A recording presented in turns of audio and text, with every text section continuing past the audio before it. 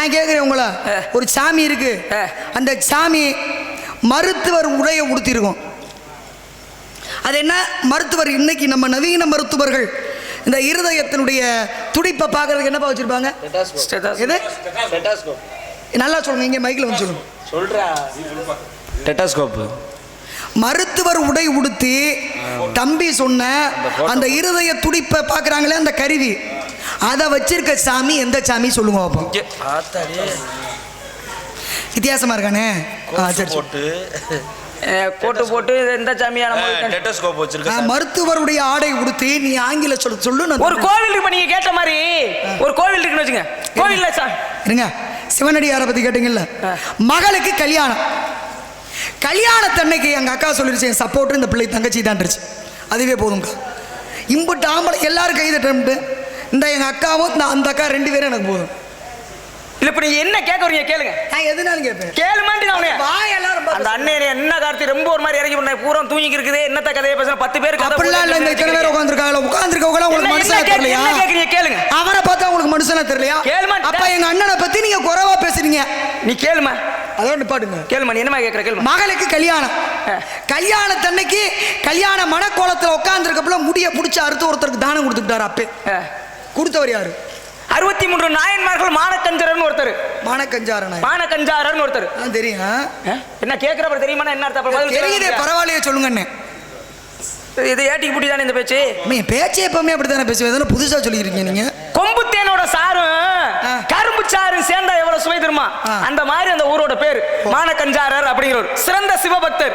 அவருக்கு எல்லா வளமும் இருக்கு, நில வளம் இருக்குது, அவருக்கு செல்வங்கள் இருக்கு, எல்லா வளங்கள் இருந்தும் அவருக்கு மனசுக்குள்ள ஒரு குறை மட்டும் இருக்கு. என்னன்னா இவர் எப்பவுமே சிவனடியாருக்கு தன்னால இயன்றத சிவன் கோயிலுக்கு போய் தன்னால இயன்றத பொருட்களை கொடுத்து சிவ பூஜையை கொடுத்து சிவனை மகிழ்விப்பார். இப்படி மகிழ்விச்சுக்கு இருந்த அந்த நாயன்மாருடைய மனசுக்குள்ள ஒரு ஏக்கம், எல்லா செல்வங்களையும் கொடுத்த இறைவன் மகப்பேருங்கிற ஒரு செல்வத்தை மட்டும் நம்ம கொடுக்கலையே அப்படின்னு சொல்லி ரொம்ப நாளா ஏங்கிக்கிட்டே இருக்கார். அப்ப இறைவனுடைய அருளால இறைவன் புருஷனும் கொண்டாடி வை சுவாமி, எங்களுக்கு குழந்தையே இல்லையே, உங்களுடைய அருளால எங்களுக்கு குழந்தை பிறக்கணுமே அப்படி இருக்கும்போது சிவனுடைய அருளால அழகான ஒரு பொம்பளை பிள்ளை பிறக்குது. பொம்பளை பிள்ளை பிறந்தோடனே இவங்களுக்கு ரொம்ப சந்தோஷம். நமக்கு ரொம்ப நாள குழந்தை இல்லை, எப்படி மார்க்கண்டேயன மருத்துவவதியும் அவர் 2 பேரும் சேர்ந்து 16 வயசு வரைக்கும் வாழ்ந்தா நல்ல பிள்ளையா போதும் சொல்லி கேட்டு வாங்கினாலும் அதே மாதிரி இவர்களுடைய பக்தியை பாராட்டி சிவபெருமான் ஒரு பெண் குழந்தையை கொடுத்துட்டார். பெண் குழந்தையை கொடுத்த உடனே இவங்களும் பாராட்டி சீராட்டி பெண்ணை எப்படி வளர்க்கணுமோ அந்த அளவுக்கு வளர்க்கிறாங்க. ஒரு பெண்ணுங்கிறவள் எப்பொழுது அந்த பெண்மை அப்படிங்கிறத உணர்றாள்னா அவள் திருமணத்துக்கு பிறகுதான். அப்ப அது வரைக்கும் குழந்தையாவே இருக்கா, அவளை முழுமைப்படுத்தணுங்கிறதுக்காக பெண்ணுக்கு திருமணம்னு ஒன்று நடத்த ஆரம்பிக்கிறாங்க. அப்ப மாப்பிள்ளை பார்க்கணும் அப்படிங்கும்போது கலிக்காம நாயனார் அவர் அங்கிட்டு ஒரு அரசர் ஏற்கோன் கலிக்காம நாயனார் அவர் என்ன பண்றாரு, இந்த அம்மாவுடைய செல்வ வீரத்தை பத்தி தெரிஞ்சுக்கிறாரு. அவங்க அப்பாவுடைய பழக்க வழக்கங்கள் அவங்களுடைய நடைமுறைகளை பத்தி எல்லாத்தையும் தெரிஞ்சுக்கணுங்கிறதுக்காக ஒருத்தர் விட்டு அனுப்பிடுறாங்க. அப்ப தெரிஞ்சுக்கிட்ட உடனே இவருக்கு அவங்க வந்து 2 பேரும் ஒண்ணா உட்காந்து பேசுறாங்க. பேசி முடிவெடுக்கிறாங்க. சரி பொண்ணு எனக்கு பிடிச்சிக்கிச்சு, மாப்பிள்ளை எனக்கு பிடிச்சிக்கிச்சு, அப்ப பொண்ணுக்கு ஒரு நல்ல நாளை பார்த்து தேதியை குறிச்சு கல்யாணம் பண்ணிடலாம் அப்படின்னு மானக்கஞ்சரர் ஒத்துக்கிட்டார். அப்ப ஒரு நாள் சிவபெருமான் சும்மா இருப்பாரா? எவ்வளவு பெரிய அடியாரா இருந்தாலும் என்னதே சிவ தொண்டு செஞ்சாலும் அவரை சோதிச்சுதான் தனக்குள்ள ஐக்கியமாக்கிடுவாராம்.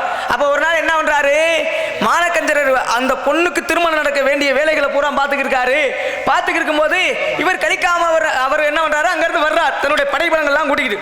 அப்ப இவங்க ஊருக்கு பக்கத்து ஊர்ல தங்குறார். அந்த இரவுல சிவபெருமான் சிவனடியாராக கழுத்துல ருத்ராட்சத்தோடு ஜடாமகுடத்தோடு கையில ஓட்ட கம்போட்ட வந்து நிக்கிறார். அப்ப சிவனடியார் பார்த்தோன்னே சிவனுக்கே இவ்வளவு தொண்டாற்றும் போது சிவனடியாருக்கு சும்மா இருப்பாரா? வேண்டியதெல்லாம் விழுந்து கவனிக்கிறாங்க. புருஷனை முன்னாடி காலில் விழுகிறாங்க, மணப்பெண்ணும் சேர்ந்து காலில் விழுகிறா. சிவனடியார் காலில் விழுந்தோடனே என்ன போல வாழ்வு உண்டாகட்டுங்கிற ஒரு வாழ்த்தை கொடுத்து விட்டு சிவபெருமான் பார்க்கிறார். அந்த அம்மா முகத்தை பார்க்கல, அந்த அம்மா கூந்தலையே பார்த்துக்கிருக்காரு. அப்ப மனக்கஞ்சரருக்கு ஒரு சந்தேகம், ஏன் பெண்ணோட கூந்தலை பார்த்துக்கிட்டே இருக்கீங்களே அப்படின்னு கேட்கும்போது, இந்த பெண்ணினுடைய கூந்தல் கிடைத்தால் நான் பஞ்சவடி செய்து போடுவதற்கு எனக்கு கொஞ்சம் ஏதுவா இருக்கும் அப்படிங்கிறார். பஞ்சவடினா என்ன? ராமர் போய் இருந்தாங்களே அது அல்ல. பஞ்சவடி அப்படின்னா பூநூல், அது ஒரு வகையான பூநூலா. அப்ப எனக்கு பூநூல் செஞ்சு போடுறதுக்கு இந்த பெண்ணினுடைய கூந்தல் நீளமா இருக்கு, அந்த கூந்தலை கொடுத்தீங்கன்னா எனக்கு நல்லா இருக்கும்னு நினைச்சேன் அப்படின்னு. நாளைக்கு கல்யாணம் பொண்ணுக்கு, நாளைக்கு கல்யாணத்தை வச்சுக்கிட்டு இன்னைக்கு யாராவது பொண்ணோட தலைமுடி அறுத்து கொடுப்பாங்களா? அப்படி அறுத்து கொடுத்தா அந்த பெண்ணு பாக்குறதுக்கு நல்லா இருக்குமா? இல்ல அதை வர்ற மாப்பிள்ளை கட்டிக்குவாரா? ஆனா மனக்காஞ்சரர் ஒரு நொடி பொழுதோட யோசிக்கலையா.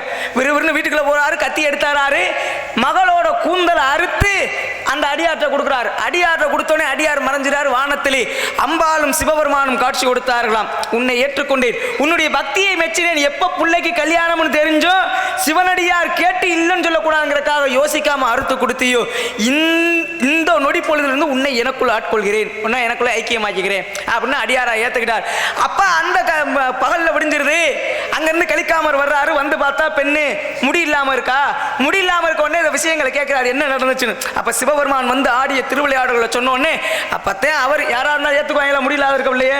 அவர் என்ன சொல்லி ஏத்துக்கிறாரு, சிவனே உன்னுடைய கூந்தலை கையில வச்சிருக்காருன்னா அப்ப உன்னை என்னுடைய மனைவியாக ஏற்றுக்கொள்வதற்கு நான் போன ஜென்மத்தில் என்ன பண்பு செஞ்சிருக்கணும் அப்படின்னு சொல்லி தன்னுடைய மனைவியாக ஏற்றுக்கொண்டாரா. சிவனுக்காக மகளோட கூந்தலை கல்யாணத்துக்கு முன்னாடி அறுத்து கொடுத்தவரே மணக்காஞ்சர நாயனார். மானக்கஞ்சார நாயனாராகப்பட்டவர் தன்னுடைய மகளுடைய கூந்தலை அவருடைய குல வழக்கப்படி அங்கே கொடுங்க, நான் பூனெல்லாம் மாற்றி போட்டுக்கொள்ளும் போது அங்கே வந்து அறுத்து கொடுத்தாரு. பரவாயில்லைன்னு சொல்லி கல்யாணம் பண்ணவர் ஏயர்கோன் கலிக்காம நாயனார். சரிதான், நாயன்மார்கள் இதெல்லாம் நல்லா தான் சொல்லியிருக்கீங்க. ஒரு கோயில் இருக்குன்னு வச்சுங்க, உங்களுக்கு எல்லாம் தூக்கம் வரலையா? ஒரு கோயில் இருக்குன்னு வச்சுங்க, வீட்டுக்கு போலையா? நேரத்துக்கு கை தட்டுறவங்க எல்லாம் வீட்டுக்கு கிளம்பி போங்கண்ணே. அப்ப முதல்ல உட்காந்துட்டு இணைய போட்டு உயிர் வாங்கி முதல்ல உனக்கு சப்போர்ட் பண்ண இந்த அம்மாவத்தையும் தூங்க சொல்லணும். இதுக்கு எங்க அக்கா எதுக்கு தூங்குறாங்க? தூங்க மாட்டாங்க. ஒரு கோயில்ல சாமிக்கு அபிஷேகம் பண்றோம்னு வச்சுங்க. ஆமா. இல்ல சாமிக்கு படையல் படிக்கிறோம். இப்ப பாண்டி முனிக்கு என்ன படையல் படிக்கிறோம்? பாண்டி ஐயாவுக்கு பொங்கல், முருகனுக்கு முருகன் கோயிலுக்கு போனோம்னா பஞ்சாமிர்தம் கொடுக்குறாங்களா? ஒவ்வொரு சாமிக்கு ஒவ்வொன்று கொடுக்குறாங்க. ஆமா. அந்த மாதிரி ஒரு கோவில்ல ஒரு சாமிக்கு ஒரு காவல் தெய்வம்னே வச்சுக்கவே, ஒரு சாமிக்கு மதுபானத்தை கொண்டு படையெல்லாம் வச்சு படைப்பாங்க. மதுபானம்னா தெரியுமா? ஆமா, எங்க காவல் தெய்வங்களுக்கு அதான முறை. சுருட்டு மதுபானம்னா தெரியுமா? மதுபானம்னா ஆமா, மதுபானம் தெரியும். இப்படி இருக்கும். என்ன மதுபானம்னா என்னன்னு என்கிட்ட கேட்டீங்கன்னா நான் எப்படி சொல்றது? பேரே மதுபானம் தானா? தெரிஞ்சா சந்தோஷம் தான். அப்ப ஒரு அதைத்தானுங்க பொம்பளை ஊரா மூட சொல்லி ஊருக்கு சண்டை கொடுக்கிட்டு இருக்காங்க, பிரச்சனை பண்ணி. அது சாராய கடைல சொல்லுவாங்க. எப்படி சாராய கடை மூட சொல்றது? அதெல்லாம் இந்த காலத்துல இருக்கு. சரிங்க, பாருங்களே, சொல்லுங்க. மதுபானத்தை ஒரு சாமிக்கு காவல் தெய்வத்துக்கு வச்சு ஒரு பாத்திரத்துல ஊத்துறாங்க. ஒரு பாத்திரம்னா குறிப்பிட்ட அளவு தானே கொள்ளும். ஒரு 10 பாட்டில் ஊத்தலாம் கொள்ளும். இல்ல ஒரு 20 பாட்டில், இல்ல பெரிய அண்டாவில் ஒரு 500 பாட்டில் ஊத்துனா கொள்ளுமா? ஆனா அந்த பாத்திரத்துல அங்க இருக்க சாமிக்கு எம்புட்டு மதுபானத்தை ஊத்துனாலும் அந்த பாத்திரம் நிரம்பவே நிரம்பாது. இப்ப நீ என்கிட்ட கேட்ட கண்டுபிடிச்சு கேட்கிறாரு பாருங்க. இது முக்கியமான வரலாறு. இது ஒரு பெரிய கதையே இருக்கு. இப்ப மருத்துவருடைய ஆடையை உடுத்தி அந்த கருவி வச்சிருக்கிறது என்னன்னு இவர் பதில் சொல்லணுமா, இல்ல அந்த மதுபானத்தை எவ்வளவு ஊத்துனாலும் நிறையாம இருக்க கோவில சொல்லணுமா? ஆனா இந்த அம்மா அந்த கேள்வியை முதல்ல கேட்ட உடனே அடுத்து என்ன கேட்டாங்க? அந்த முடியை கொடுத்தது யாரு? பதில சொல்லிட்டு இல்ல. ஆமா. கேள்விக்குள்ள ஏன் இன்னொரு கேள்வியை கேட்ட நீனு? ஒன்னும் ஒரு கேள்வியை கேட்டு பதில சொல்ல விட்டுருக்கேன். இது ஒன்றும் பெரிய நியாயமா எனக்கு தோணல. சரி பரவாயில்ல, விட்டுருங்க. ரொம்ப எல்லாரோட ஆர்வமும் இந்த கேள்வியில இருக்கு, அதை மட்டும் நான் உணர்றேன். இந்த அண்ணன் தலையை வெடிச்சிரும்ன்றார் இந்த கேள்விக்கு பதில் சொல்லலைன்னா, அதுக்காக பதில் சொல்றேன். வேற எங்கேயும் இல்லை. அதாவது நம்ம தேனி மாவட்டத்தில் அந்த காலத்தில் அந்த தேனி பகுதிக்கு ஒரு தினகரன் அப்படின்னு ஒரு மன்னர் ஆண்டார். அந்த பக்கம் தேனியை தாண்டி அந்த தினகரன் என்று சொல்லக்கூடிய மன்னர் சுரபி அப்படின்ற ஒரு ஆட்சி பகுதியோடு அந்த மலை சார்ந்த அந்த வயல் சார்ந்த இடத்த அவர் ஆண்டு வர்றார். அப்படி ஆண்டு வரும்போது அவருக்கு பிள்ளை இல்லை. அப்ப உறங்குறாரு. சாமி சிவன் கனவிலே காட்சி கொடுத்து என்ன சொல்றாரு, ஒரு அந்தன சிறுவன் உன்னை தேடி வருவேன். சந்திரகுப்தன் அவனுக்கு பேர். இந்த சந்திரவதனன் என்று சொல்லக்கூடிய சந்திரகுப்தே இல்லை சந்திரவதனன் எப்படின்னு வச்சுக்கலாம். இவன் உன்னைய தேடி வருவேன், சிறு குழந்தை, அம்மா அப்பா யாரும் இல்லைன்னு. அந்த அந்தன சிறுவனை நீ வளர்த்தேனா உனக்கு ஒரு ஆம்பளை பிள்ளை பிறக்கும் அப்படின்னு சிவன் சொல்லிட்டார். அதே மாதிரி கொஞ்ச நாள்ல ஒரு அந்தன சிறுவன் தேடி வர்றாரு. வந்தவர்கிட்ட நீ யார் என்ன அப்படின்னு விசாரிக்கும் போது தனக்கு யாரும் இல்லை அப்படின்றாரு. அந்த பையனை தன்னுடைய மகனாக ஏற்றுக்கொண்டு வளர்க்கிறார். அதே மாதிரி சில வருடத்தில் இவருக்கு ஒரு ஆம்பளை பிள்ளை பிறக்குது.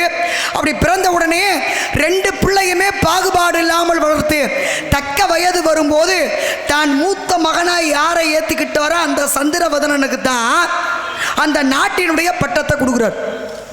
கொடுத்து காலம் போகுது. கொஞ்ச நாள்ல சனீஸ்வரருடைய பார்வை இந்த தினகரன் யாரு இந்த எடுத்து வளர்த்தாருல பிள்ளைய அந்த மன்னருக்கு பிடிச்சிருது. பிடிச்சா அவர் ரொம்ப கஷ்டப்படுறாரு, ரொம்ப துன்பப்படுறார். அப்படி துன்பப்படும் போது என்ன ஆகுது, இந்த வளர்த்த மையா இருக்கான்ல அந்தனர், இந்த அந்தனர் சனீஸ்வரன் நோக்கி தவம் பண்றார். சனீஸ்வரன் காட்சி கொடுத்து உனக்கு என்னடா வர வேணும் அப்படின்னார். எனக்குன்னு எந்த வரம் வேணாம், என்னை வளர்த்த அப்பா உங்களுடைய பார்வையால் ரொம்ப கஷ்டப்படுறார், அதனால அவரை உங்களுடைய பார்வையிலிருந்து நீங்க காப்பாற்றணும் அப்படின்னும் போது, அப்பா எப்பவுமே அவனவன் செய்யும் நன்மை தீமை கர்மாவை கருதி தக்க தண்டனை அளிப்பவன் நவகிரகத்திலே நீதிமான் அப்படின்னா அது சனீஸ்வரர் மட்டும்தான். யமனோட தம்பி, சூரியனோட புள்ள. அவர் என்ன பண்ணாரு, அப்படி என்னால் மாற்ற முடியாது, நான் கேட்குறேன் உன்னைய உங்க அப்பா என்ன நல்லது பண்ணியிருக்கியா அப்படின்னு போது, அப்பதான் இவர் சொன்னாரா, நான் யாரோ ஒருத்தன் எங்க இருந்தா வந்தவன், ஆனா அவருக்கு ஒரு ஆம்பளை பிள்ளை பிறந்த பிறகும் என்னையவே இந்த நாட்டுக்கு மன்னனாக நியமித்தார். அதை காட்டிலுமே ஒருத்தன் நல்லவனா இருக்கணும், தனக்குன்னு பிள்ளை பிறந்த அந்த பிள்ளையில பாப்பியா, ஆனா எங்க அப்பா அப்படி இல்லை, நல்லவர், அதனால அவருடைய அந்த கர்மாவை நான் ஏற்றுக்கொள்கிறேன் அப்படின்னு அப்பாவுக்காக அந்த கர்மாவை இவர் ஏத்துக்கிட்டார். அப்படி ஏத்துக்கிட்டு அங்கே சனீஸ்வரருக்கு குச்சி அப்படின்னு சொல்லுவாங்க, இந்த குச்சி போட்டு அங்கே சனீஸ்வரரை வழிபட்டார். சுயம்புவாக சனீஸ்வரர் அங்கே சிலையானார். அப்படி குச்சி போட்டு சனீஸ்வரர் சுயம்புவாக காட்சி தந்த இடம், அதைத்தான் இன்னைக்கு நம்ம தேனி பகுதியிலே குச்சனூர் அப்படின்னு சொல்றோம். அந்த குச்சனூர்ல சனீஸ்வரர் சுயம்பு. அந்த சனீஸ்வரருக்கு சோனை முத்து கருப்பு சாமி அப்படின்றவர் தான் காவல் தெய்வம். அந்த சோனை முத்து கருப்பு சாமிக்கு பதில சொல்லிவிட்டேன் நான், பாருங்க எப்படி திரும்புறாரு. அந்த சோனை முத்து கருப்பு சாமிக்கு இன்னைக்கு ஆடி மாதத்தில் நடக்கக்கூடிய வருடந்தோறும் ஒரு திருவிழா நடக்குது. அந்த வருடந்தோறும் நடக்கக்கூடிய திருவிழா இன்னைக்கு இப்போ நீங்க 6 நாள் அங்க போய் சாமி கும்பிட்டு பாருங்க. ஏன்னா சனீஸ்வரர் சுயம்புவாக தோன்றிய தலம் குச்சனூர், ரொம்ப விசேஷம். ஆரம்பத்தில் வந்தோடனே தானே சனீஸ்வரன் கோயில் அப்ப சொல்லிட்டு ஆனா விளக்கம் சொல்லணும்ல, எப்படி உருவாச்சு, ஏன் வந்துச்சு, ஏன் குச்சனூர்னு பேர் வந்துச்சு. அப்ப அங்க காவல் தெய்வமாக இருக்கக்கூடிய சோனைமுத்து கருப்புசாமி, அந்த கருப்புசாமி உள்ள போனீங்கன்னு வச்சுங்க அப்படியே தத்துருவமா இருப்பார். கருப்பே நேரா நம்மளை பார்க்குற மாதிரியே இருப்பார். அந்த கருப்பனுடைய சிலைக்கு பக்கத்தில் பார்த்தீங்கன்னா அப்படின்னு திறந்து காமிப்பாங்க, ஒரு களைய மாதிரி இருக்கும், பார்க்க களையம் சின்னதாக தான் இருக்கும். ஆனால் அந்த ஆடி மாதம் இவர் சொன்ன மாதிரி ஆயிரக்கணக்கான மதுபானங்களை கொண்டு வந்ததில் ஊற்றினாலும் அது நிறையாது, எவ்வளோ ஊற்றினாலும் பிடிச்சிக்கிட்டே தான் இருக்கும். அதே மாதிரி அந்த கருப்பனுடைய கண்ணும் நிறம் மாறும் அன்னைக்கு ஒரு நாள் மட்டும். அப்படி ஒரு சம்பவம் வித்தியாசமாக எங்கே நடக்குது அப்படின்னா, தேனி மாவட்டத்தில் இருக்கக்கூடிய குச்சனூர் அப்படின்னு பிரசித்தி பெற்ற சனீஸ்வரருடைய ஆலயத்தில் இருக்கக்கூடிய சோனைமுத்து கருப்புசாமி ஆலயத்தில் தான் நீங்கள் சொன்ன எவ்வளவு மதுபானம் ஊட்டினாலும் அந்த களையம் நிறையாமல் இருக்கக்கூடியது ஆடி திருவிழா அன்னைக்கு. இதுதான் பதில். பதிலாம் சரிதான், ஏத்துக்கிறேன். இதுல எனக்கு ஒரு சந்தேகம் வருது. நன்றி. ஏமா சொல்லுங்க, சாமியோட கண்ணு மாறுது, நம்மால எல்லாம் தண்ணி அடிச்சோடனே கண்ணு மாறுறதுக்கு அதுக்கு ஏதாவது சம்பந்தமோ? நீங்க கேட்ட கேள்விக்கு நான் பதில் சொல்லியிருக்கேன். இந்த விஷயத்தெல்லாம் எங்க அண்ணேட்ட உட்காந்து நீங்க போய் பேசல. நீங்க சொன்னீங்க சாமி கல்லுக்கே கண்ணு மாறும்போது உட்காந்துருக்காரு. அப்படி மாப்பிளை பார்த்து வந்திருக்கீங்க உங்களுக்காக. யாருக்கு? உங்களுக்கு. பேரு முருகன். பாத்துட்டீங்களா? ஆமா. பார்க்க போறீங்களா? இல்ல உன்னைய பாத்துட்டீங்க, அவரு போய் சொல்றதே வேற. அப்ப பொண்ணு பார்க்க வந்திருக்கீங்க? பொண்ணு தானே பார்க்க வந்திருக்கீங்க? யதார்த்தமா வந்து உன்னைய பார்த்தேன். சரி, எங்க அம்மா அப்பாவோட பேச வேண்டியது. ஒரு பெண்ணுக்கு 5 வகை தந்தை. உன்னைய என் மகளா நினைச்சுதான் கொண்டு சொல்ல போறேன். உங்களை பார்த்தா அப்படி தெரியலையே. உங்க முகர கட்டையை பார்த்து அம்பிட்டு நல்ல மனுஷனா. அல்ல மகளும் இந்த அவஸ்தையை நீ விடுத்து, அள்ளும் பகலும் இந்த அவஸ்தையை நீ விடுத்து, அள்ளும் பகலும் இந்த அவஸ்தையை நீ விடுத்து, அவனியில் உள்ள தொலைக்கேற்பை செவி கொடுத்து சொல்லும பார்த்து கேளமா. புனைந்து வந்தவரே, புனைந்து வந்தவரே,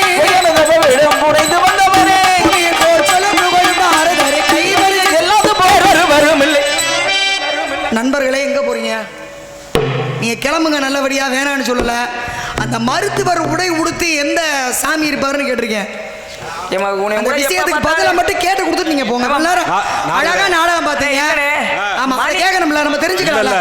இப்படி ஒரு விஷயத்தை கேள்விப்பட்டிருக்கோமா? இல்ல, நம்ம இந்து கோவில் எங்க உலகத்திலே இந்த ஒரே ஒரு கோயில் தான். மணி 5 மணி. அதுவும் நம்ம தமிழ்நாட்டுக்குள்ள இருக்கு.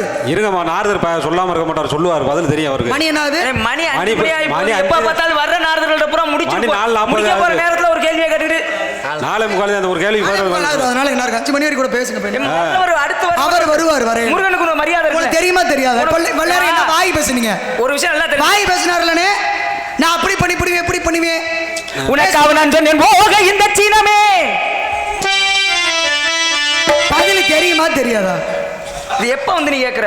எப்ப கேட்கணும்? ஒன்னு முருகன் பேரை முருகன் சொல்றதுக்கு முன்னாடி ஏன் முருகன் பேரை சொன்னதுக்கு அப்புறம் கேட்க கூடாது? முடிச்சு. ஆனா இந்த துமுறு என்னைக்குமே அத பாவம் தெரியுமா? எது பாவம்? அடுத்தவங்களுடைய நேரத்தை இழுக்கிறதுக்கு நமக்கு எந்த உரிமையும் இல்லை. இப்பதான் கேள்வி நேரம் 4:50 வரைக்கும் வெளியே ஓடுறது என்ன ஒண்ணு பெரிய வந்து சிவே மூக்க இருக்க கட்டினவர் யாருன்னு கேட்கல, நியாயம் தெரியல. நீ கேட்டதுக்கு மரத்திலேயே தொட்டி கட்டினான்னு கேட்க மதுவான பாட்டில் கொண்டு போய் ஒரு கலையத்துல ஊத்துவாங்கன்னு எங்க போச்சு? முருகன் தான் புருஷன்.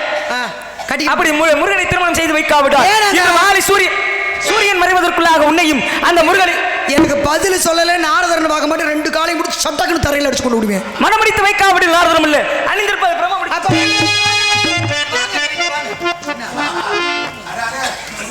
ஒன்றும் இல்லை. நீங்கள் பதிலாம் சொல்லாமல் உள்ள போக முடியாது. சொல்லுவாங்க. ஆமாம், உள்ள போகிறதுக்கெல்லாம் வேலை இல்லைங்கிட்டு இறங்கியும் கீழேயும் தப்பிச்சு போக முடியாது. 2 வழிதான். ஒன்று தெரியும், இல்லை எனக்கு தெரியாது.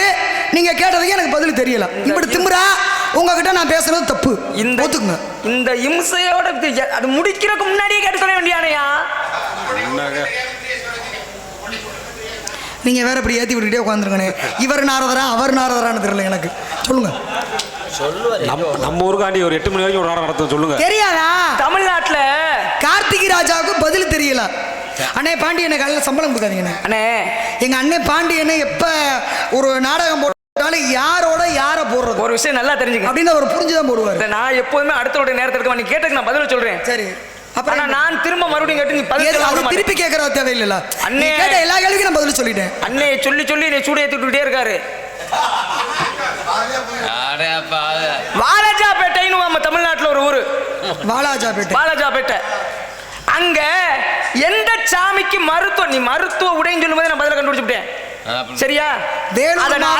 வேலூர் மாவட்டத்தில் வாலாஜாபேட்டைன்னு சொல்லிட்டு மாவட்டத்தை சொல்லணும். வேலூர் மாவட்டம். நீ மருத்துவர் உடையும் போதே தேவ மருத்துவர் யாருன்னு கேட்டா அவர் தான் தன்வந்திரி.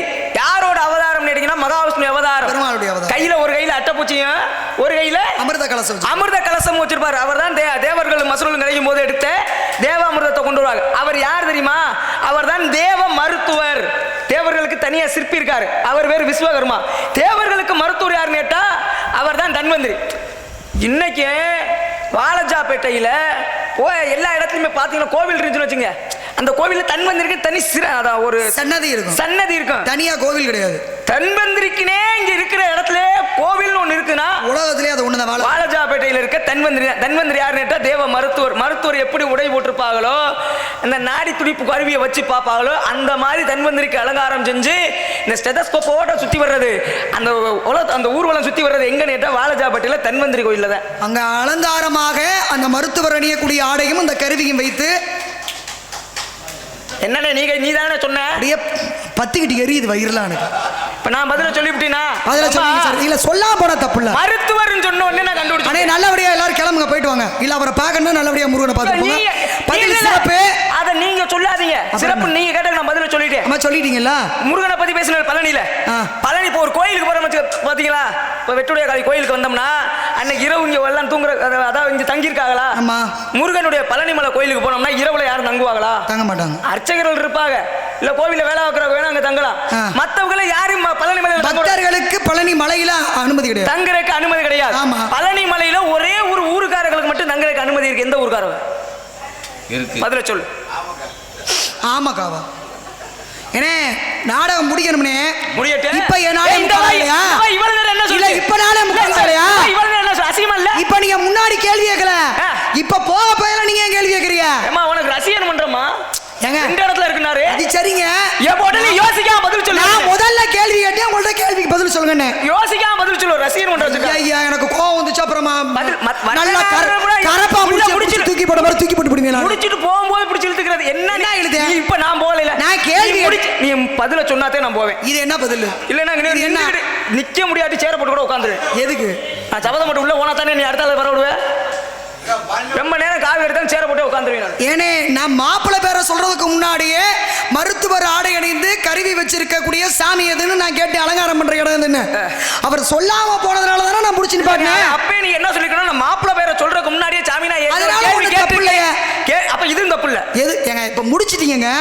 சபதம் போட்ட பிறகு நான் கேட்டுட்டேன்ற ஒரே ஒரு காழ்ப்புணர்ச்சியின் காரணமாக என்னை பழி வாங்கணும்ன்ற நோக்கத்தோட நீங்க அப்படினே உன வச்சுக்கவே. அவர் எப்போ உனக்கு ரசிகர் மன்றம் சொன்னாரு அப்படினே வச்சுக்க. யோசிக்காம சொல்றாரு தானே சிவரஞ்சனி. ஒரே ஒரு கிராமம் பேரா? ஒரே ஒரு கிராமத்துக்காரங்க ஒரே ஒரு நாள் மட்டும் தங்குவாங்கண்ணே. நம்ம சேலம் பக்கத்தில் எடப்பாடின்னு ஒரு ஊர் இருக்குல்ல, ஆமாம், அந்த எடப்பாடிக்காரவங்க யாரு கேட்டீங்கன்னா ஸ்ரீ பர்வத ராஜகுல சமுதாயத்தை சேர்ந்தவங்க. இந்த ஸ்ரீ பர்வத ராஜகுல சமுதாயத்தை சேர்ந்தவங்க ஏன் தங்குறாங்கன்னு தெரியுமா? முருகனுடைய அம்மா யாரு? பார்வதி. அந்த பார்வதி பிறந்த குலம் அந்த பர்வத ராஜகுமார குலத்தில் பிறந்தவங்களா. அதனால அவங்களுக்கு பார்வதி யாரு? மகமுறை. அந்த அந்த குலத்தை பர்வதராஜன் இமவான். அப்ப அவங்களுக்கு அந்த பர்வதராஜ குலத்தை சேர்ந்தவங்களுக்கு பார்வதி மக. அந்த பார்வதியோட மகன் முருகன் அவங்களுக்கு பேரப்பிள்ளையா. அந்த பேரப்பிள்ளை தைப்பூசத்தன்னைக்கு தாயிடமிருந்து வேள் வாங்கின அந்த வைபவத்தன்னைக்கு முருகனுக்கு சீர் செய்கிறதுக்கு எடப்பாடியை சேர்ந்த நான் சொன்ன அந்த ஸ்ரீ பர்வத ராஜகுமார அந்த சமுதாயத்தை சேர்ந்தவங்க வருவாங்க. ஏன்னா ஆதி காலத்தில் முருகனுடைய பழனியில் இருக்கக்கூடிய தங்கத்தேர் ஓடலையா, என்னென்னமோ வச்சு இழுத்து பார்த்தாங்கன்னா ஓடல. அப்ப இந்த பர்வத ராஜகுமார குலத்தை சேர்ந்தவங்க பார்வதி எங்க குலத்தில் பிறந்தது உண்மையா இருந்தா அந்த பார்வதியினுடைய மகனாகப்பட்ட இந்த பழனி ஆண்டவனுடைய தங்கத்தேர உங்க பாட்டியமாருக நாங்க இழுக்கிறோம் வாடா பேராண்டி அப்படின்னு தேரை பிடிச்சிருந்தாங்கன்னு தேர் வந்துருச்சான். உண்மையா நடந்த கதை. அதனால அன்னைக்கு அந்த பகுதி ஆண்ட மன்னர் செப்பு பட்டயத்திலேயே யாருமே தங்க முடியாத பழனி மலையில தைப்பூச திருவிழாவின் போது நீங்க ஒரு நாள் மட்டும் தங்கிக்கலான்னு அன்னைக்கு எழுதி கொடுத்த செப்பு பட்டயம். அதன் மட்டும் இன்றைக்கு வரைக்கும் பழனி மலையிலே தங்கக்கூடிய ஒரே ஒரு ஆள் யாரு அப்படின்னா அது சேலம் எடப்பாடியை சேர்ந்த ஸ்ரீ பர்வத ராஜகுலத்தை சேர்ந்த சமுதாயத்துக்காரங்க தான் முருகனை தங்களுடைய பேரனாக உரிமையில தங்குறாங்க.